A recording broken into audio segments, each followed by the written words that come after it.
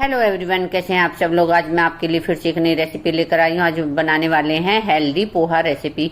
उसे बनाने के लिए मैंने देखिए कढ़ाई में ऑयल डाल दिया है। ऑयल को अब हम अच्छे से गर्म होने देंगे और हम 1 कटोरी 100 ग्राम के करीब हमने पीनट ली हैं। ये हमें रोस्ट करनी है। गैस का फ्लेम हमें लो रखना है। हाई फ्लेम पर हम इन्हें नहीं भूलेंगे। हल्के हल्के हाथ से हम इन्हें चलाते भी रहेंगे। बीच बीच में से हम इन्हें चेक कर लेंगे। तो बिल्कुल लो फ्लेम पर हमने भूनी है। लो फ्लेम पर भूनने से मूंगफली अंदर तक भुन जाती है और यदि हम हाई पर भूनते हैं तो मूंगफली अंदर से नहीं भूनती, सिर्फ ऊपर से भूनकर ही हमें दिखती है। इसलिए हमेशा मूंगफली यदि आप भून रहे हैं पीनट को, हमेशा लो फ्लेम पर ही भूनें। पहले ऑयल को अच्छे से गर्म कर लें, उसके बाद हम लो फ्लेम पर पीनट को भूनेंगे। तो देखिए पीनट हमारी भुन चुकी है। अब हम इन्हें एक नैपकिन लगाकर प्लेट में बाहर निकाल लेते हैं। कुछ मैंने ड्राई फ्रूट लिए हैं, इसमें मैंने काजू लिए हैं, बादाम लिए हैं। इन्हें भी हमें लो फ्लेम पर ही भूनना है।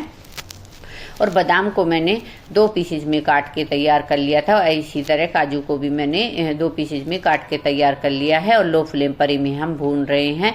तो अब हम इसे अच्छे से भून लेंगे। तो देखिए ड्राई फ्रूट भी हमारे भूनकर तैयार हो चुके हैं।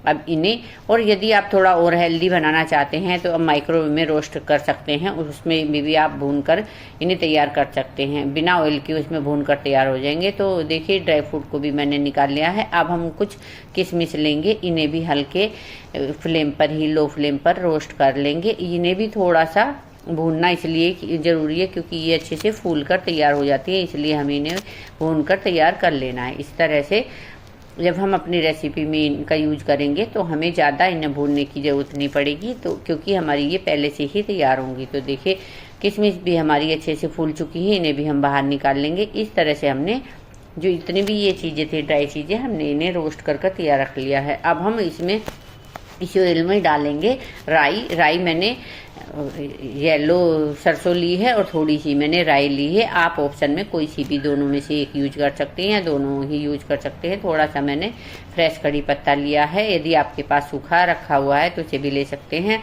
2 से 3 मैंने बड़ी प्याजें मोटे मोटे काट कर रख लिया था, उन्हें भी हम इसमें डाल देंगे और हम इन्हें गोल्डन होने तक भून लेंगे। इस तरह से देखिए मैंने कुछ सब्जियां भी काट के तैयार कर ली हैं। मैंने रेड शिमला मिर्च ली हैं, येलो ली हैं, ग्रीन ली हैं, तीनों तरह की हमने ली हैं। और गाजर को भी हमने चॉप कर लिया था।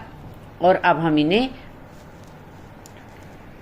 इस तरह से पोहे को भी हमने धोकर तैयार करके रख लिया है। सब्जियां आप जो डालना चाहें अपने अकॉर्डिंग डाल सकते हैं, जो आपको पसंद है वो डाल सकते हैं। तो देखिए अब हमारी प्याज भी अच्छे से गोल्डन ब्राउन, हल्की सी ब्राउन हो चुकी है। इसमें थोड़ी सी हल्की ब्राउन ही होनी चाहिए क्योंकि थोड़ा सा जब प्याज में कच्चापन रहता है तभी ज़्यादा टेस्ट आता है। तो सारे इंग्रेडिएंट्स भी हमारे देखिए तैयार हो चुके हैं।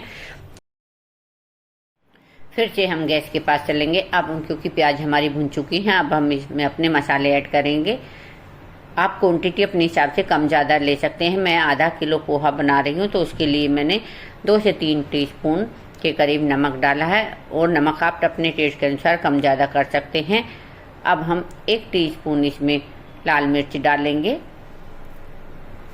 पहले हम थोड़ा सा हल्का सा मिक्स कर लेंगे। उसके बाद 2 टीस्पून भर के मैंने हल्दी डाली है। क्योंकि स्पून मेरी बहुत ही स्मॉल है तो इसलिए आप मसाले अपने अकॉर्डिंग कम ज़्यादा कर सकते हैं। 1 टीस्पून मैंने कलर वाले मिर्च डाली है, हल्का सा कलर देने के लिए मैंने इस मिर्चों का यूज किया है। सारे मसाले अब हम इन्हें अच्छे से मिक्स कर लेंगे और लो फ्लेम पर हम अभी गैस को रखेंगे। अब हमारे मसाले भुन चुके हैं तो अब हम इसमें अपनी वेजिटेबल्स जो हमने काट के रखी हैं उन्हें डाल देंगे और अच्छे से हम सब्जियों को पहले रोस्ट कर लेंगे। तो इस तरह से हमें सब्जियों को अच्छे से भून लेना है। जितनी हम सब्जियों को थोड़ा सा हम पहले ही रोस्ट कर लेंगे क्योंकि उसमें क्रंचीपन भी रहना चाहिए और अच्छे से हमारी सब्जियां रोस्ट भी होनी चाहिए। तो इसके लिए पहले से हम हल्का सा थोड़ा सा इन्हें रोस्ट कर लेंगे। तो देखिए कितना अच्छा कलर हमारी सब्जी का आया है। तो आप इस तरह से तैयार कर सकते हैं। तो देखिए सब्जियां भी हमारी अच्छे से रोस्ट हो चुकी हैं। इस तरह से हमें इन्हें भूनकर रोस्ट कर लेना है। अब हम सब्जियों को पहले बाहर निकाल लेंगे। यदि हमारी सब्जियों को हम इसमें कढ़ाई में ही छोड़ देंगे तो जो सब्जियों की क्रंचीनेस है वो खत्म हो जाएगी बनते बनते। तो इसलिए हम हल्का सा रोस्ट करेंगे और सारी सब्जियों को हम बाहर निकाल लेंगे कढ़ाई से। उसके बाद हम जो हमने पोहा धोकर पहले ही रख लिया था, उसे लेंगे और कढ़ाई के अंदर हम पोहे को डाल देंगे और हल्का सा उसे 2 मिनट तक भून लेंगे।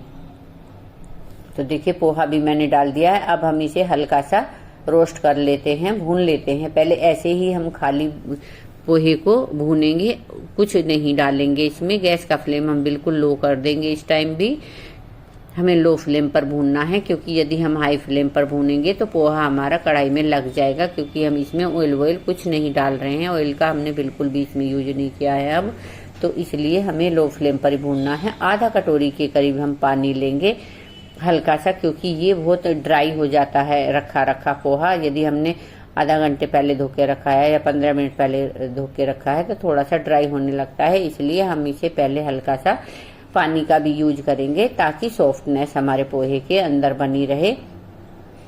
तो इस तरह से देखिए हमने इन्हें भूनकर पोहे को तैयार कर लिया है। अब जो हमने वेजिटेबल अपनी पहले भूनी थी, अब उन्हें इसमें मिला देंगे और अच्छे से मिक्स करेंगे। इस तरह से हमें पोहे में सारी सब्जियों को मिक्स कर देना है। इससे हमारी सब्जियों के अंदर जो क्रंचीनेस है वो ऐसे ही बरकरार रहेगी। और यदि हम इसमें पोहे को बाद में डालते, क्योंकि सब्जियां अब हमें बहुत ज्यादा भूननी पड़ेंगी नहीं, तो इसलिए हमें पहले सब्जियों को भूनकर बाहर निकल लेना चाहिए, तब हम उसके बाद इन्हें अच्छे से भूनेंगे।